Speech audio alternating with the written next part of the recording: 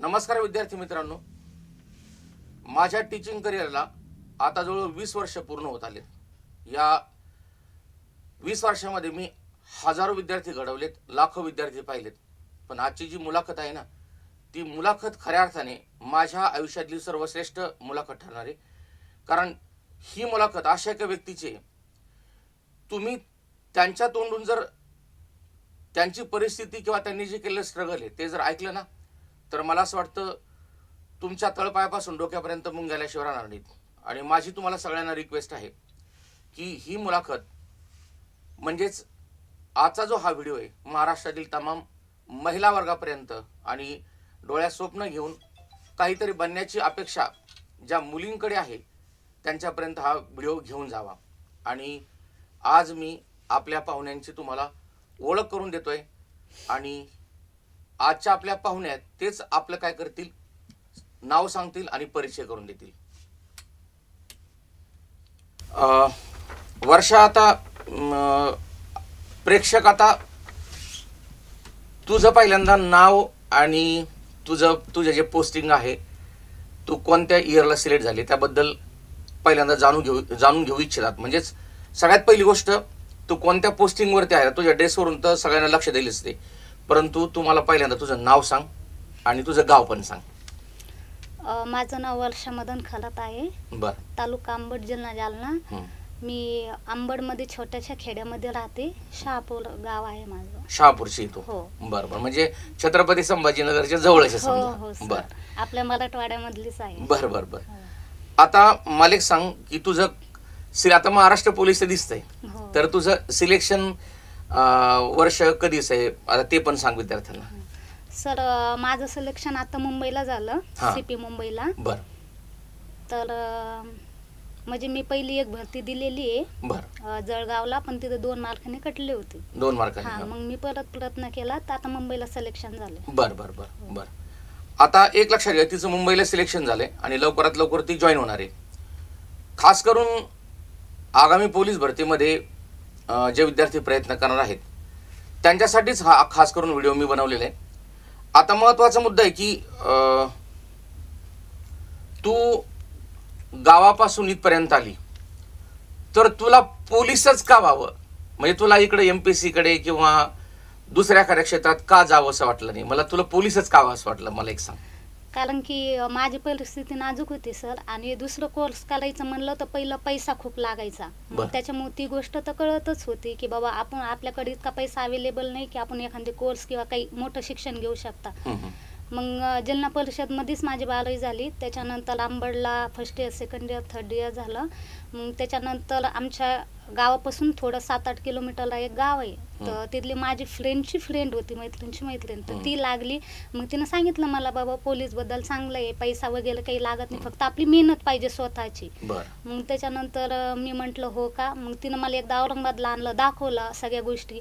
मग ती लागली तर मला असं वाटत होतं मी पण आजच लागावं, म्हणजे मला इतकी जिद्द लागली होती खूप। तर मी सगळ्याला लगे माझ्या परिस्थितीला, आईला, त्यांना सगळ्याला बोलून मी इथं आले।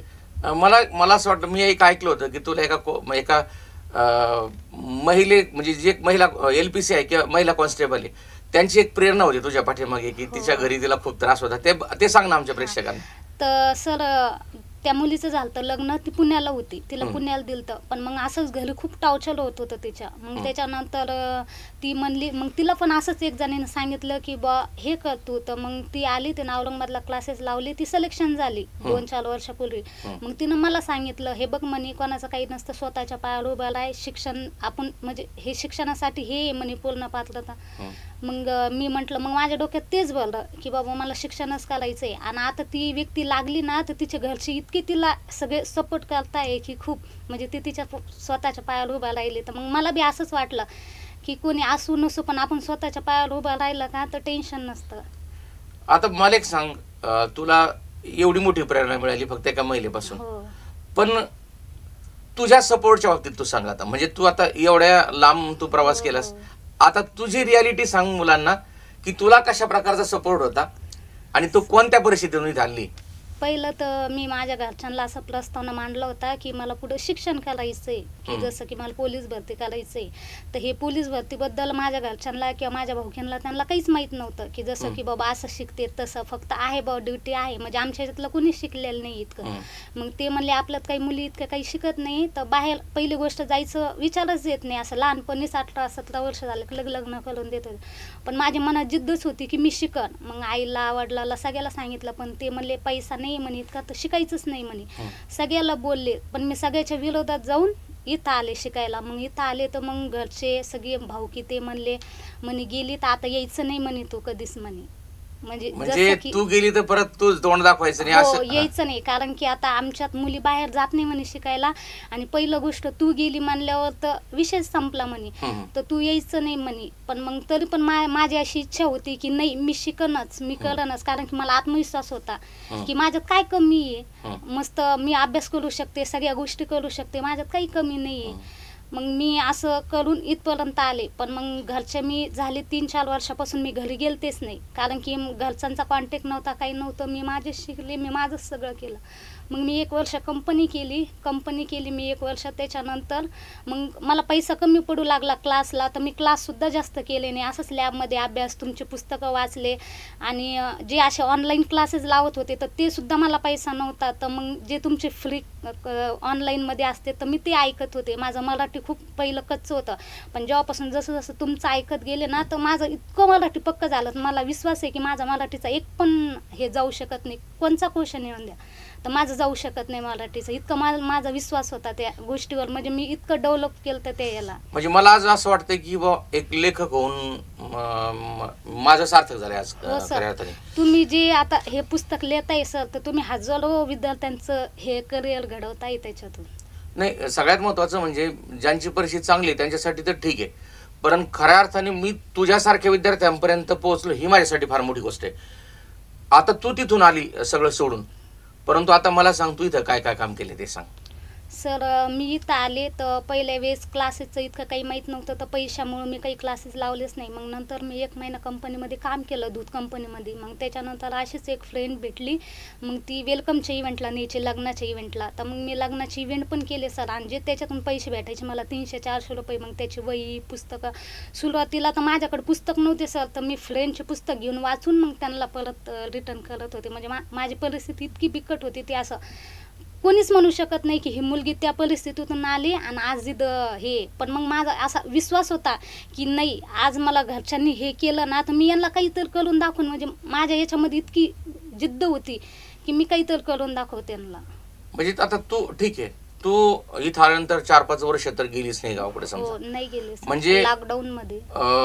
एक विचार करा की एक विद्यार्थिनी जी आपण काय म्हणतो की महिला घरापासून दूर जाऊ शकत नाही, पण तुम्ही एक साधी कल्पना करून पहा सर, की माझा विश्वास येणार नाही, मी खोटं सांगत नाही. असे दिवाळी किंवा सण आले ना, तर मी घरामध्ये कडी लावून बसायचे, अभ्यास करायचे. माझे मी म्हणजे सांगूच शकत नाही. मी घरी सुद्धा असं घरून फोन नाही. मला आता माझी इच्छा आहे, कसं बहिणी बाई सगळे येतात, तर मी 2-3 वर्ष घरी सुद्धा गेले नाही सर. मी दिवाळीला अख्खं काहीच मी स्वयंपाक ते काही करायच नाही, जे सकाळी केलं तेच खात होते. पण मी संध्याकाळी असं वाटत होतं मला 4 भिंतीच्या आत की माझं जीवन आता इतकंच आहे. पण मला असं विश्वास होता की मी एक ना एक दिवस काहीतरी करून दाखवून, म्हणजे मला इतकी जिद्द होती.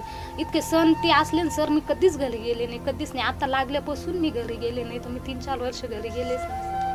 याच्यामध्ये ठीक आहे, आता फॅमिलीच्या तू कॉन्टॅक्ट मध्ये नव्हती, मग त्यांनी संपर्क करण्याचा प्रयत्न केला का तुझ्याशी या हो. काही दिवसामध्ये? केला सर. ते हेच सांगायचे की घरी येऊन जा बाबा, लग्न करून घे, घरी येऊन जा, आपलं फ्युचर नाही आहे, ते आपल्याकडे इतका पैसा नाही आहे, आपल्या शिकत नाही, लोक नाव ठेवतात. आम्हाला पण खूप बोलू लागले, सगळे मुली बाहेर शिकायला पाठवलं. पण मी आईला तेच म्हटलं हे बघ आई, मी बाहेर आले ना, जोपर्यंत मी काहीतरी करत नाही, आणि माझा विश्वास धर, मी अशी कोणतीच कामं करणार नाही, जोपर्यंत मी लागत नाही, काहीतरी तुला घडून दाखवत नाही, तोपर्यंत मी गावात पाऊल ठेवत नाही. भावकीच्या बाबतीत मला सांगा, तो समजा आता कसं असतं की प्रत्येक विद्यार्थ्याला आई वडिलांव्यतिरिक्त सुद्धा आजूबाजूचे लोक असतात की ज्यांचा विनाकारण त्रास असतो, तर तुझ्या बाबतीत मला सांग त्याचं काय?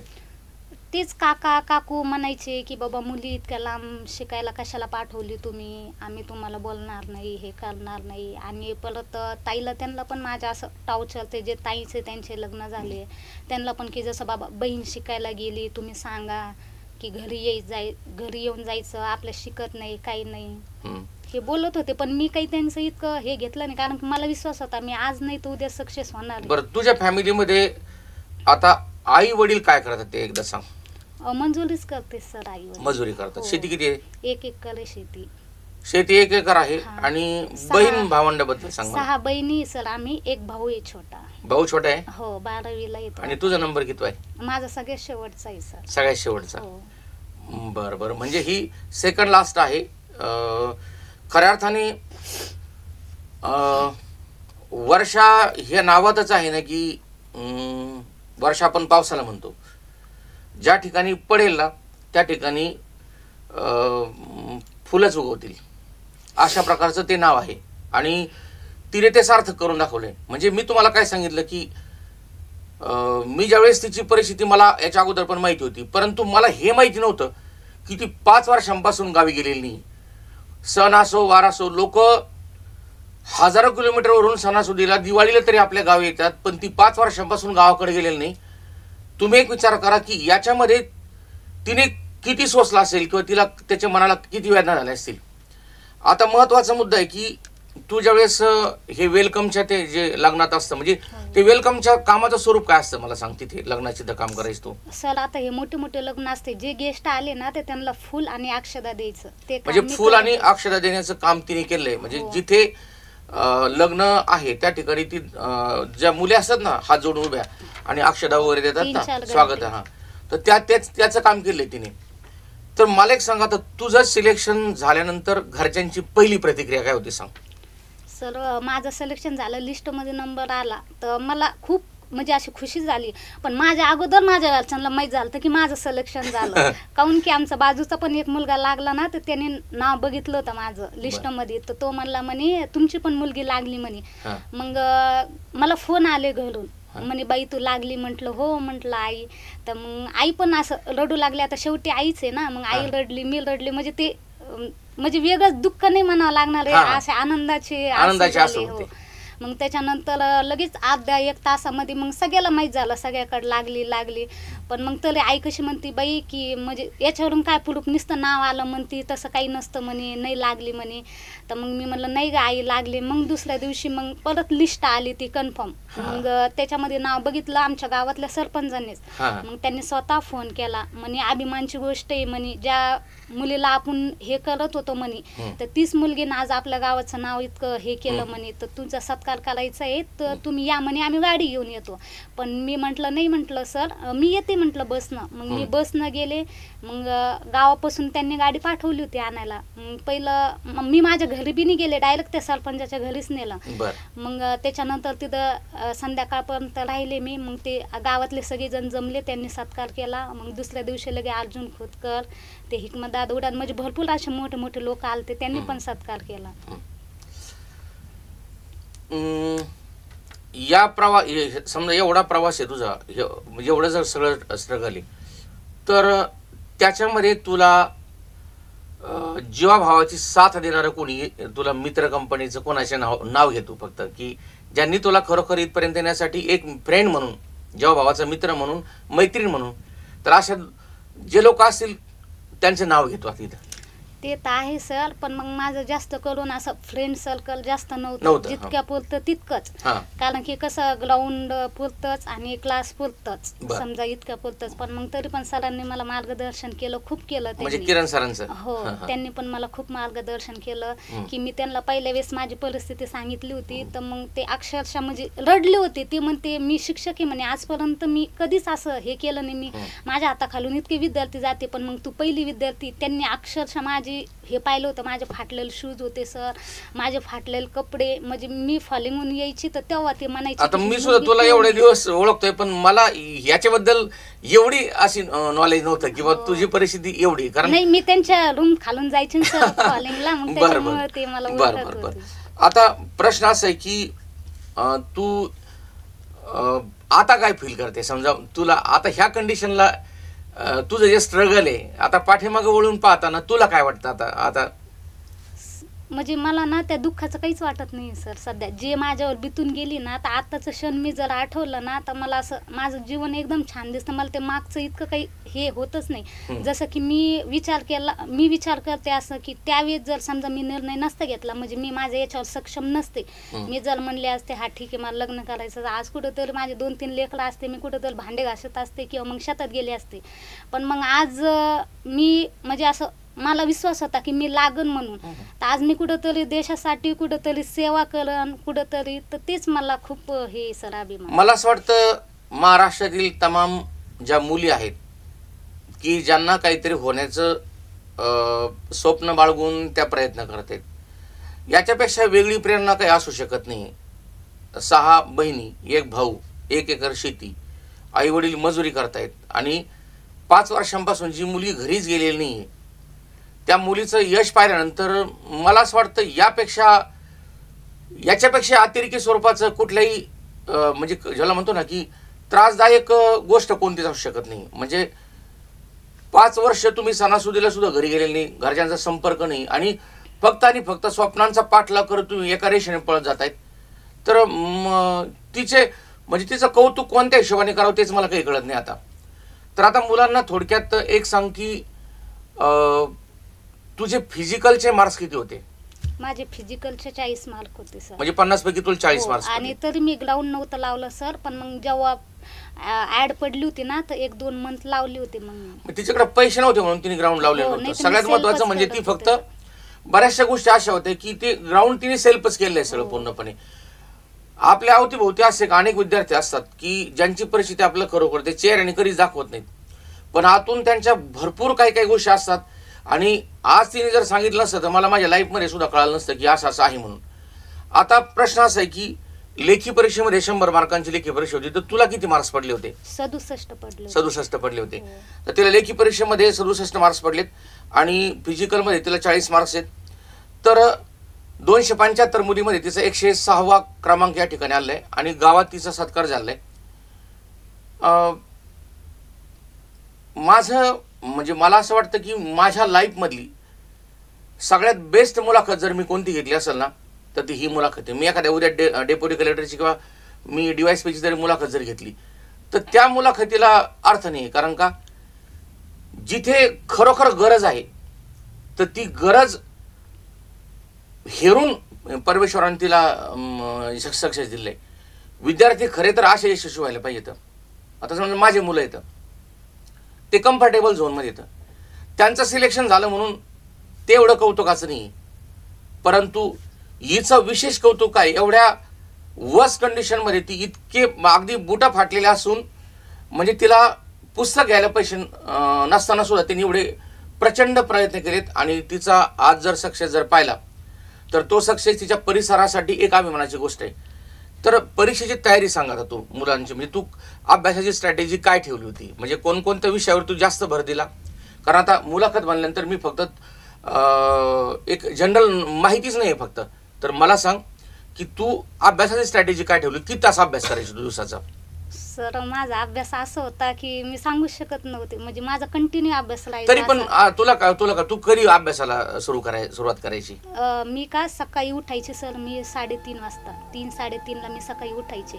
तर सकाळी उठले का तर मी पहिलं मराठीचं घेत होते, कारण की जे वाचलं ना तर ते लगेच लक्षात पक्क राहत होतं. मग मराठीचं मी 1 तास वाचायचे 5 वाजेपर्यंत. मग 5च्या नंतर 5:30ला अर्धा तासात माझं आवरून मी फॉलिंगला जायचे. तिथून आले का सर मग ते हरभरे वगैरे भिजू घालत होते ते खाल्ले का, मग त्याच्यानंतर लगेच जेच 8-7 वाजले तिथून आले का आंघोळी केली आवरलं का लगेच मी लॅबला यायचे.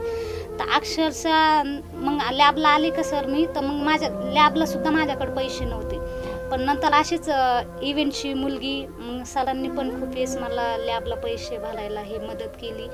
तर त्याच्यानंतर मग जवळजवळ मी 4-5 महिनेच लॅब लावली सर, नाही तर मग मी कंटिन्यू रूमलाच अभ्यास केला. मग रूमला बी मी अभ्यास कसा केला सर, दरवाजा लावायचे, लाईट चालू लावून द्यायचे आणि कंटिन्यू माझा अभ्यास चालू राहायचा. लगेच जेवायला बसले बी तर असे मी चिटकावलेले होते ना, तर जेवत जेवत मी वाचायचे. म्हणजे माझा इतका अभ्यास होता, कारण की मला माहित होतं सर की मला आता हे भरतीतून मी जरा हुकले तर मला मरण्याशिवाय काही पर्यायच नाही, कारण की 2-2, 3-3 वर्ष काही भरती पडत नव्हती. मध्ये लॉकडाऊन मध्ये 2-3 वर्ष ते वेस्ट गेले सर. आणि त्याच्यानंतर मग मी विचार केला, जर आपल्याला इथं परत 1-2 वर्ष बी राहायचं म्हणलं तर तो खर्च, तो पैसा, तो जर हिसाब लावला तर खूप हे होतं. मग त्याच्यामुळे म्हणलं आता काही झालं आर नाही तर पार, पण मग ही इतकी लास्टची भरती म्हणजे हे काढायचंच. म्हणजे माझ्या मनामध्ये तेच होतं. तर उठल्या बसल्या सर मी झोपले का अशी डचकायचे सर, मी अशी डचकायचे. रात्रंदिवस तेच होतं तुझ्या, विश्वास ते होतं तुझं. सर. आणि मी सुरुवातीला आलते ना सर, तर इथं मेचा महिना होता 1800 रुपये. मी सुरुवातीला 1800 रुपये दिले. मी गावाकडूनच काम करून पैसे आणले होते 5-6 हजार रुपये. मी 1800 रुपये दिले. त्याच्यानंतर लगेच 1 महिना गपकन भरून गेला. मी म्हटलं आता दुसऱ्या महिन्यात पैसे कुठूनच द्यायचे. मग नंतर मी एक विचार केला सर, मी तेव्हा मला कळतं ना, मी 220 रुपयाचा स्टोव घेतला होता. आणि इथं राशन भेटतं TV सेंटरला, तर त्या काकाकडून मी 5 लिटर राखेल आणलं होतं. आणि थोडंफार आपलं खायचं सामान तर मी 1000 रुपयाचा केला ना बालक सर, त्याच्यामध्ये 1.5-2 महिने टाकायचे. 1 टाईम स्वयंपाक करायचे सकाळी, तर तोच संध्याकाळी खायचे. आणि इव्हेंटला गेले का तिथून मी जेवून यायचे. आणि जर समजा असं कोणी नाही नसतं ना, तर मग डब्यामध्ये आणायचे. कोणी असल्यावर नव्हते आणायचे, मग ते संध्याकाळी वगैरे ते खायचे सर. आणि सर मी हे सगळं जे आहे ना, ते माझ्या जीवनातलं सगळं सत्य आहे. मी याच्यातलं एक पण शब्द माझा खोटा नाही. सगळं माझ्या जीवनाच्या आधारे सत्य आहे. आणि फॉलिंगला पण सर माझे इतके पाय दुखायचे, इतके पाय सुजायचे, माझे इतके पाय दुखायचे, पण मी कधी अशी एक गोळी खाल्ली नाही. फक्त तेल लावून थोडं चोळायचे आणि मी म्हणायचे काही नाही, जे समोरचं करू शकतं आपण काहून करू शकत नाही. म्हटलं आपल्यात काय कमी आहे. म्हटलं देवाने हात दिले, सगळ्या गोष्टी दिल्या, नुसतं मेहनत करायची. म्हटलं आता मला वाटतं की याच्यापेक्षा मी जास्त पुढे मुलाखत घेऊ शकत नाही तिची. तर तुम्ही सर्वजण तिला शुभेच्छा द्याल अशा अपेक्षा करतो. धन्यवाद.